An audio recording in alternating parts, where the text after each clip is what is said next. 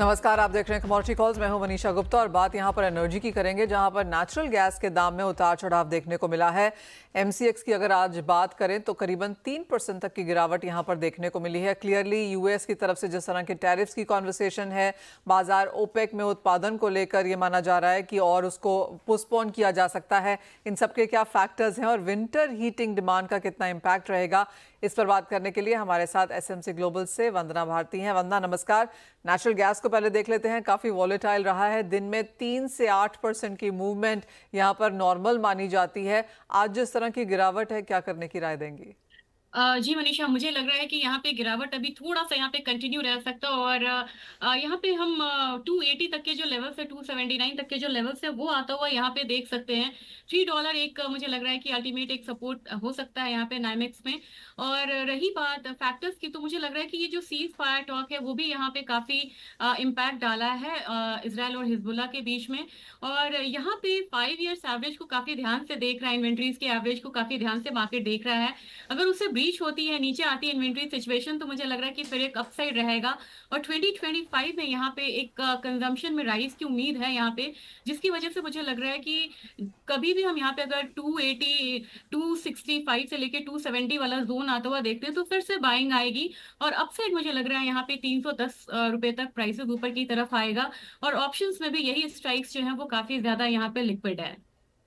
Alright, तो भाव तेजी में रह सकते हैं। 310 तक के लेवल्स आपको नेचुरल गैस में देखने को मिल सकते हैं, तो बाइंग साइड पे रहना चाहिए वंदना। लेकिन साथ ही साथ अगर क्रूड ऑयल प्राइसेस की बात करें तो यहाँ पर कल $2 की गिरावट देखने को मिली। 68.5 तक के लेवल्स बनते हुए नजर आए।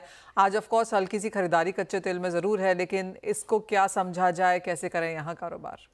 क्रूड ऑयल में मुझे लग रहा है कि $66.3 काफी अहम इमीडिएट सपोर्ट यहाँ पे दिखता नजर आ रहा है क्रूड ऑयल में।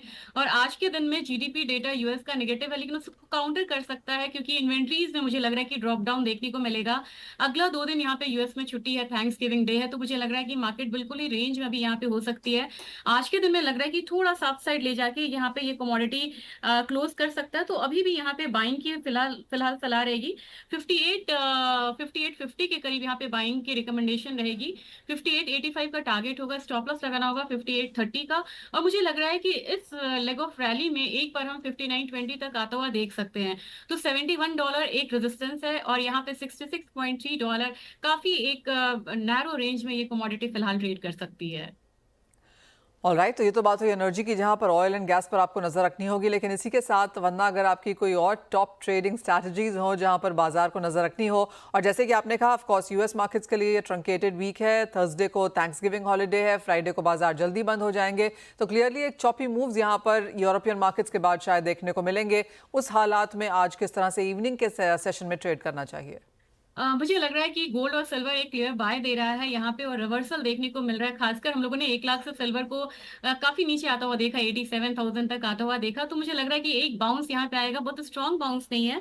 सिल्वर में यहाँ पे 88,750 के करीब बाइंग रिकमेंडेशन रहेगी। 88,900 का टारगेट होगा, स्टॉप लॉस लगाना होगा 88,450 का। मुझे लग रहा है कि इस बार सिल्वर एक बार 90,000 के करीब फिलहाल जा सकता है। और वही गोल्ड में मुझे लग रहा है कि यहाँ पे भी एक बाइंग जो है हल्की वो यहाँ पे दिख सकती है। 75,975 के करीब बाइंग रिकमेंडेशन है। 76,300 का यहाँ पे एक टारगेट रहेगा, स्टॉप लॉस लगाना होगा 75,800 का। और गोल्ड में यहाँ पे बाइंग मनीषा मुझे लग रहा है थोड़ी सी लिमिटेड हो सकती है, क्योंकि रिकॉर्ड हाई पे यूएस के मार्केट है और बिटकॉइंस में भी जो स्ट्रॉन्ग रैली है वो कंटिन्यू हो सकती है। साथ ही वंदना, एग्री में क्या देखती हैं आप? क्योंकि यहाँ पर थोड़ा सा लैकलस्टर सा कारोबार है, वॉल्यूम्स भी कुछ खास नहीं है। खरीफ की फसल ऑफ कोर्स बाजार में आ रही है, रबी की बुआई होनी शुरू हो गई है, इंटरनेशनल मार्केट्स यहाँ पर काफी सारे फैक्टर्स वॉच कर रहे हैं। इन सब के बीच में क्या राय देंगी? मेजरली एक बेयरिश ट्रेड मुझे बनता हुआ दिख रहा है। अभी टर्मरिक ने काफी अच्छा एक स्ट्रॉन्ग अपसाइड दिया था।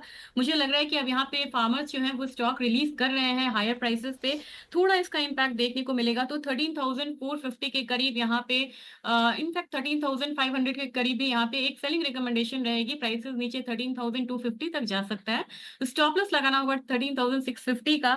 लेकिन ग्वार एक काउंटर है जो बिल्कुल रेंज में है और रुका हुआ है। वहां मुझे लग रहा है कि प्राइसेस एक बार गम में मुझे लग रहा है कि ऊपर की तरफ आ सकता है और प्राइसेस को ऊपर हम 10,550 तक आता हुआ देख सकते हैं। तो करंट मार्केट प्राइस जो करीब यहाँ पे 10,300 है, वहां पे भी बाइंग कर सकते हैं। 10,550 का एक टारगेट रखना होगा, स्टॉप लॉस लगाना होगा 10,200 रुपए का। ऑलराइट, तो वो ट्रेडिंग स्ट्रैटेजीज हैं एग्री, नॉन एग्री और ऑफ कोर्स एनर्जी में। लेकिन इसी के साथ एक ब्रेक का समय है। जब लौटेंगे तो आपके सवाल लेंगे और वंदना हमारे साथ बनी हुई हैं जो हेल्प करेंगी दर्शकों को उनकी स्ट्रैटेजीज बनाने के लिए।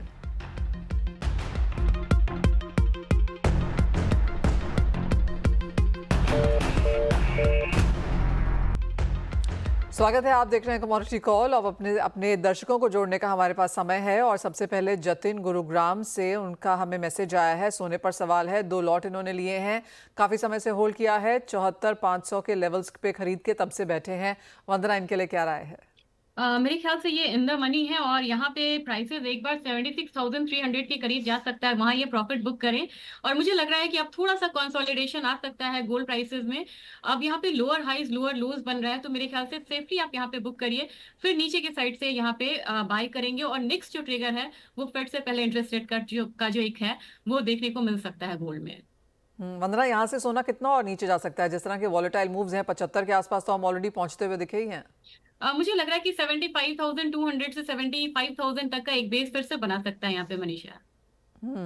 ये मैसेज नरेंद्र जी का है दिल्ली से। इन्होंने चांदी खरीदी है, इनको लगता है 86,620 के लेवल्स पे इन्होंने जो चांदी ली है। ये जानना चाहते हैं कि कब तक भाव यहाँ पर वापस लाख तक आएंगे और कब तक इन्हें होल्ड करना चाहिए। बहुत सारे लोगों का ये सवाल होता है मनीषा, और इन्होंने बिल्कुल बॉटम पकड़ा है, बड़ी खुशी की बात है ये। मुझे लग रहा है कि अब यहाँ पे सिल्वर में 1 लाख का मूव देखने के लिए आपको वेट करना होगा, और ये फर्स्ट क्वार्टर ऑफ 2025 हम आता हुआ देख सकते हैं।